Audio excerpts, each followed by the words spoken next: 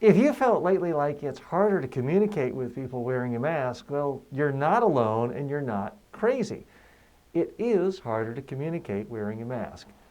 The first really big reason is this thing muffles the sound. It makes it harder for people to hear you. It makes it harder for you to hear other people. So the first big piece of advice is if you're trying to speak to someone and you're wearing a mask, speak a little louder than normal. I don't mean yell and being annoying, but I mean speak a little bit louder than normal. It may feel weird to you in your own ear because you're hearing yourself going back through your head, but other people are now hearing you diffused through the fabric over your mouth. So not as much sound will get to them. So speak louder than normal. Also realize other people are going to be speaking in their normal tone of voice with you, and if they're wearing a mask, it's going to be harder for you to hear them. If you can't really hear them, ask them to speak a little louder. Even turn your ear while still looking at them so you can hear it. Make sure anyone you're speaking with understands you care about what they're saying. Now, one of the challenges of communicating while wearing a mask is you lose all the facial expressions from here down, obviously. And our body language, our facial expressions are such an important part of communication. What you say with a smile on your face comes across very differently than if you said the exact same thing with a frown on your face. Well, with a mask, no one really knows what you're doing with your face. So your eyes need to be even more expressive. They need to make up for it. So for starters, really look at someone you're speaking with. Look them in the eye. Let them know, I respect you. I care about you.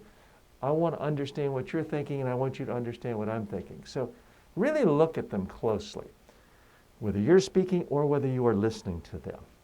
That's going to help. Also, don't be afraid to be a little more expressive than usual with your eyes and your eyebrows. I don't mean become a silent movie star and start acting, but be expressive. If you're not quite sure what someone's saying, an uplifted eyebrow can say a lot. So make sure the person sees that you're focusing on them. And even though the other person or people in the room or outside can't see from here to here, they can see the rest of your body. So be expressive.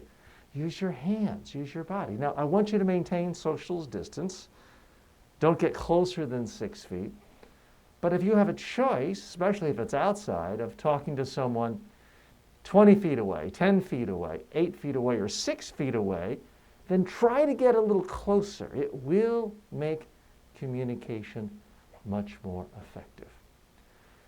And let's say you're speaking to people in a business situation, you have a crowd somehow, don't feel like you're behind a wall. The normal thing to do is when you have a mask on to feel almost like you're invisible, because a part of your face is invisible. But that can put us into a shell. It can tighten us up. No, you want to move more. You want to be more expressive. You want your hands to move, your arms to move, your eyebrows to move.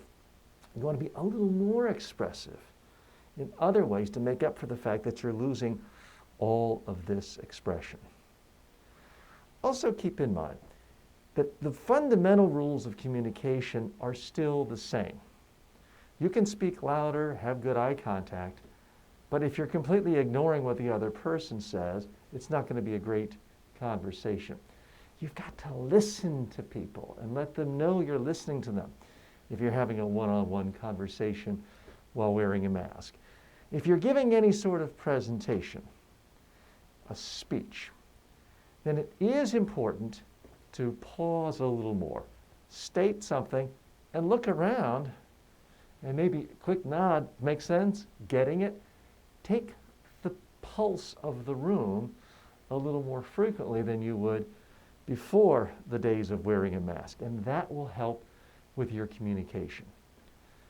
But like with all communication, it's important not just how you say it, not just if people hear you, if people understand you, but if they remember what you're saying.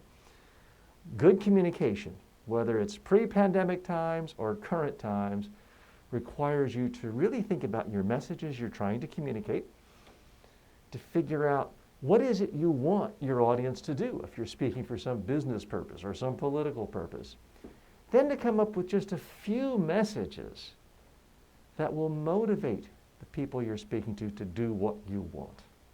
And then the most important part of all, having a story, a case study, an example to make that idea more memorable. If you do that, you can be a great communicator with a mask on. If you don't do those things, you might not be a very good communicator at any time, with a mask or without a mask. I'm TJ Walker. Thanks for joining me today. If you want more tips on how to be a better communicator during pandemic times, you might want to sign up for my new course on video conferencing. These days, we all seem to spend half of our time on Zoom meetings. There are a lot of specific things you can do to look more comfortable, more confident, more relaxed if you're in front of a camera. Now, if it's a Zoom meeting, you don't have to wear a mask typically. But there are other things you do need to do to come across as more comfortable, confident, relaxed, and to not do things to embarrass you. In this course, I cover things like, what do you have behind you? What do you do with lighting? What's the best kind of microphone so that you don't sound tinny?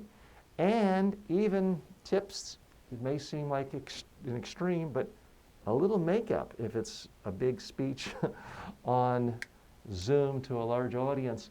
All of these tips on how to make you more confident, more comfortable, more authoritative when you are speaking in these pandemic times through Zoom and other forms of virtual communication. So check out the link to that course below.